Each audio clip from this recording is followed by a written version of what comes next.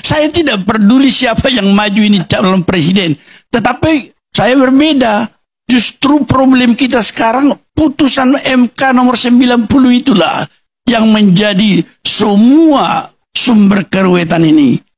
Kalau dikatakan itu adalah final sekarang, tetapi dengan putusan dari Majelis Kehormatan Mahkamah Konstitusi yang menyatakan konflik kepentingan terbukti dan dia melanggar prinsip independensi dan imparsialitas, maka bagaimana dengan putusan MK itu? Dia tidak mundur.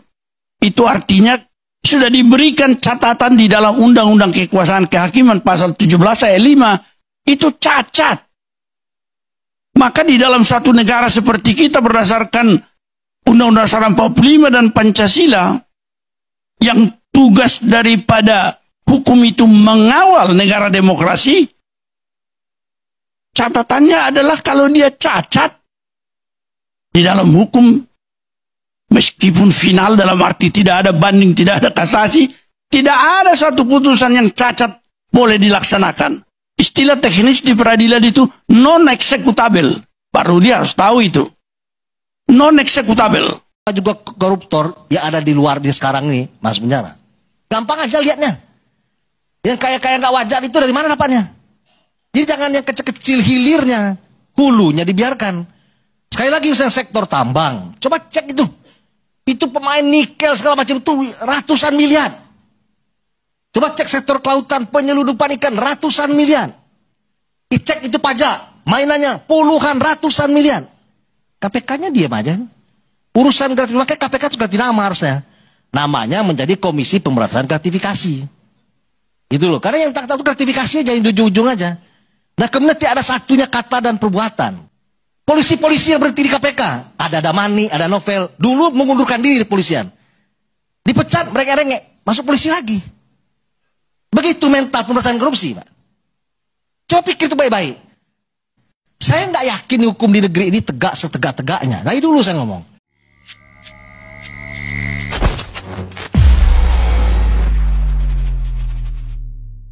Mau dibawa kemana negeri ini? Gaji gede masih korup. Ya makin besar uangnya yang dimiliki, maka dia akan selalu menginginkan uang yang jauh lebih besar. Itu sifat tamak yang memang akan menghinggapi orang-orang yang imannya yang nggak kuat gitu ya. Persoalan iman kan nanti kembali kepada personil masing-masing, orang per orang. Nah di sisi lain, ini harus ada sistem yang betul-betul mampu mengkerangkai itu gitu. Jadi perubahan sistem ini harus betul-betul dilakukan. Kalau enggak ya begini-begini saja. Nanti kan ujung-ujungnya bicara lagi, ini kan kembali ke orangnya. Ya sulit kalau begitu. Orangnya harus benar, sistemnya harus kuat. Jadi ketika orang yang nggak benar, sistemnya kuat, orang nggak benar pun bisa dibuat jadi benar gitu. Nah, fenomena hari ini yang terbalik gitu. Yang kita lihat tadi, yang di awal saya sampaikan. Ada orang jujur, masuk kepada sebuah sistem yang korup, dia nggak bisa jujur. Kalau dia harus mempertahankan kejujurannya, maka dia harus keluar dari pekerjaannya. Dia harus keluar dari sistem itu. Itu yang terjadi hari-hari ini gitu. Dan itu kan, astagfirullah, kan bagaimana kita mau berharap bahwa negeri ini menjadi negeri yang baldatun thayyibatun warabun ghafur. Ya kalau yang begini-begini dibiarin. Nah, tentu harus ada upaya besar gitu dari seluruh yang memiliki kesadaran, seluruh yang memiliki kepemilikan terhadap negeri ini, stakeholdernya. Dan yang terbesar yang memiliki negeri ini ya tentu adalah kita, rakyat.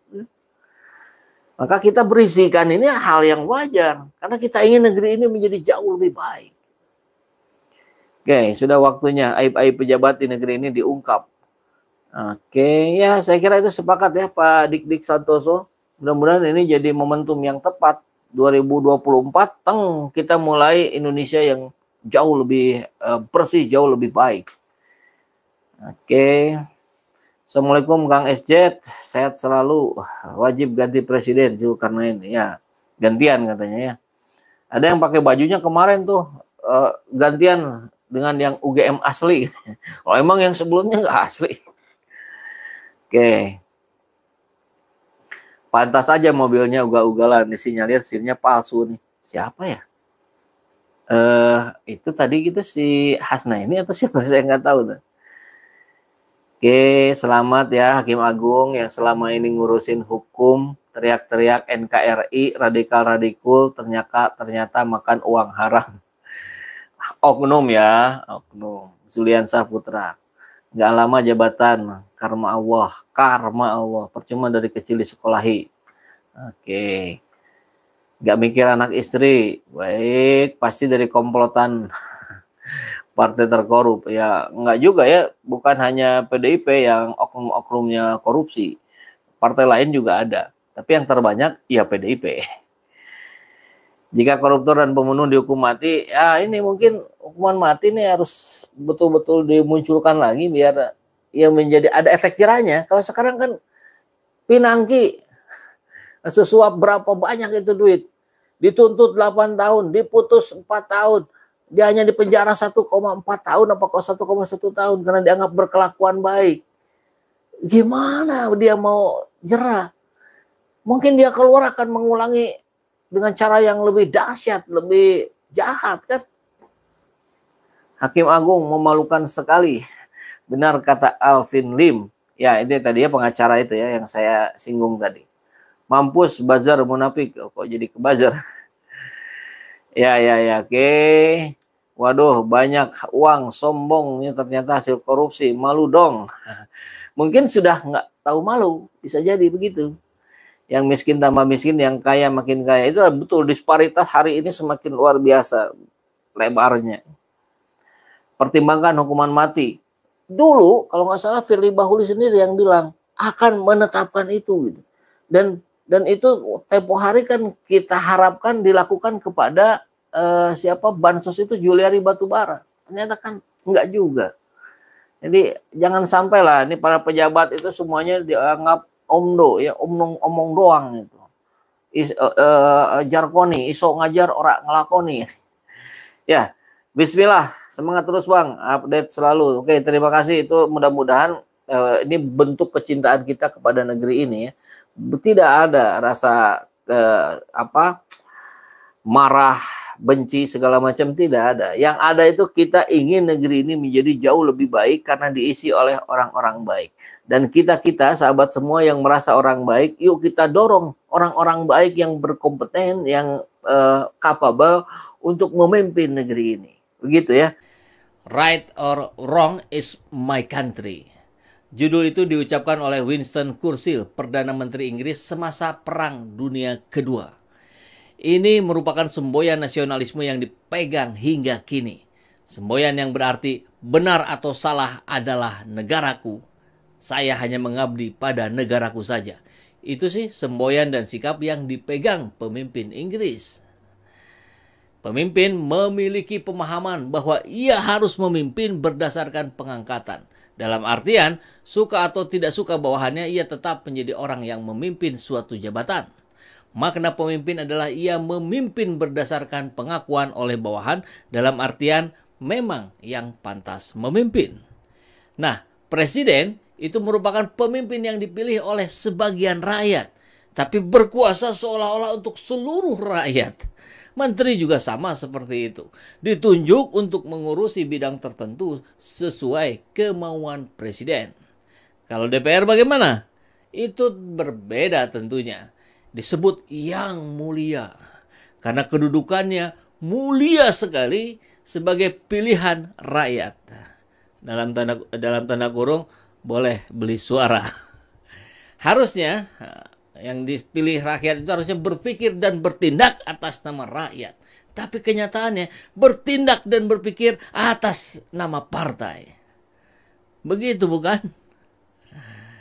Lebih tepatnya sebenarnya disebut yang munafik karena perilakunya. Bahkan dalam kasus tertentu justru membela yang menyakiti rakyat. Dalam bahasa kasarnya, manusia seperti ini disebut sebagai pengkhianat. Melanggar amanah yang diberikan oleh rakyatnya. Tidak semua memang. Hanya bisa disebut mayoritas. DPD lain lagi. Anggota DPD mewakili daerah. Jumlah pemilihnya jauh lebih besar dibandingkan para DPR.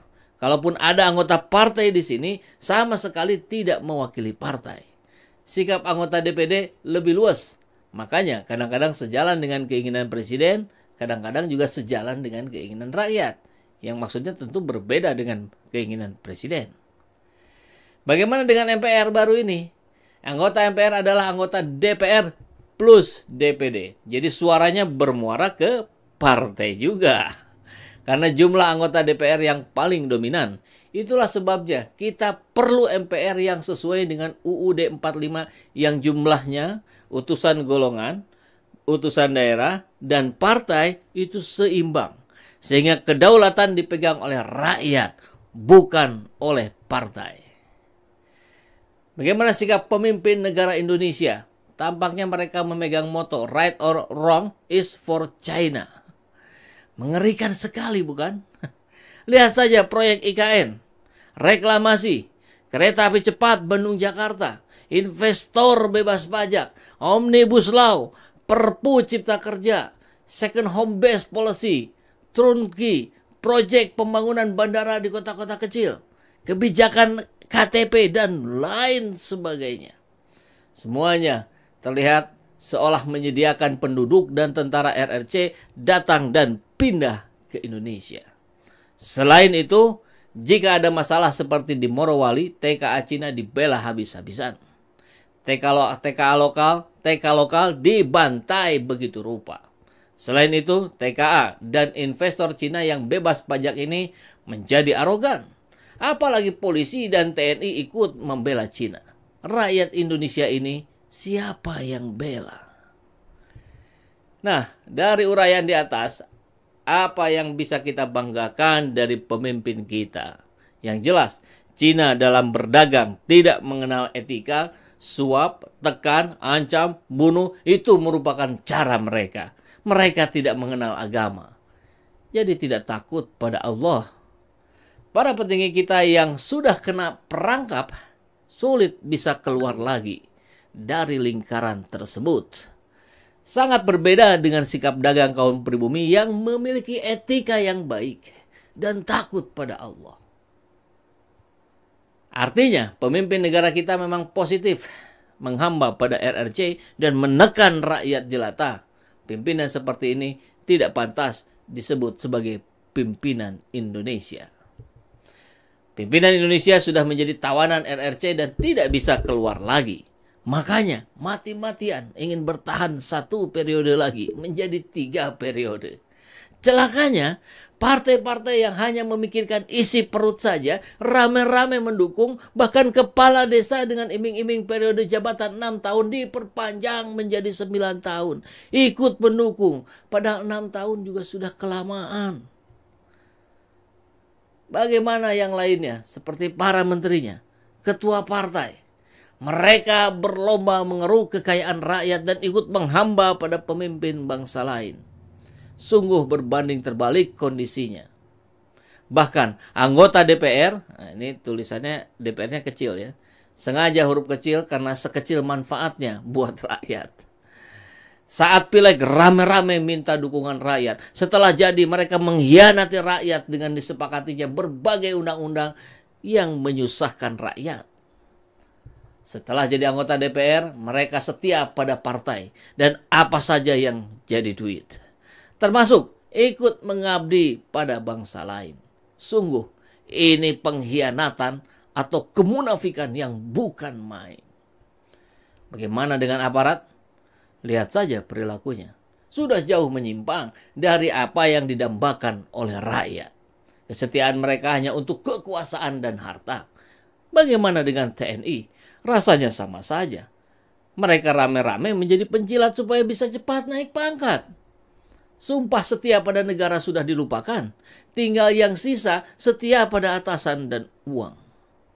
Lihat saja investor Cina yang merugikan negara justru dilindungi. Faham komunis yang dulu diperangi oleh para seniornya dengan korban darah dan jiwa, sekarang justru menjadi teman sehingga harus dibela. Pada kondisi seperti ini, banyak komponen rakyat seperti mahasiswa, buruh, emak-emak, dan umat yang demo untuk mengoreksi kebijakan penguasa Tapi di mana para petinggi partai dan partai berada? Belum pernah terdengar ada pemimpin partai atau DPR yang menjadi pemimpin demo bersama rakyatnya.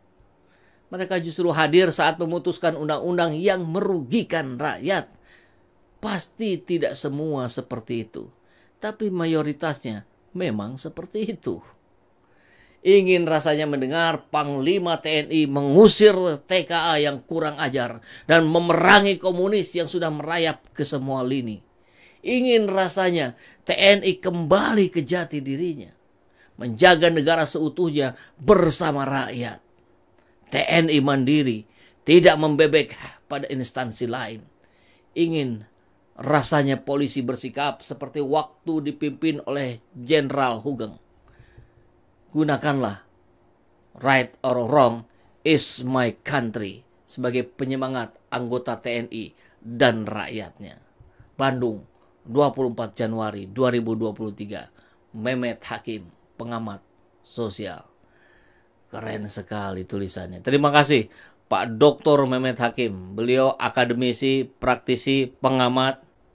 Tentu apa yang kita sampaikan di sini, apa yang kita suarakan, kita gemakan suara hati dan pikiran rakyat jelata, termasuk yang Pak Dr. Mehmet Hakim tadi sampaikan lewat tulisan yang begitu keren, luar biasa, itu akan memicu kita untuk memahami secara lebih mendasar, lebih mendalam apa sejatinya persoalan bangsa ini. Dan tulisan ini luar biasa, menusuk ke jantung persoalan bangsa ini. Jadi saya kira kita tidak boleh berhenti, kita tidak boleh putus asa. Ini bagian dari jihad konstitusi kita. Ini bagian dari upaya-upaya kita memperbaiki bangsa ini. Tanpa ada tendensi kebencian pada satu dua orang. Kita sayang pada negeri ini. Kita sayang pada institusi ini. Presiden, DPR, MPR, polisi, TNI, hakim, pengadilan, dan seterusnya. Kita sayang. Karena bentuk kesayangan itulah kita sampaikan kritik-kritik ini sebagai obat untuk perbaikan mereka-mereka. Semoga bisa disikapi dengan bijaksana. Assalamualaikum warahmatullahi wabarakatuh. Salam perubahan, salam kedaulatan rakyat.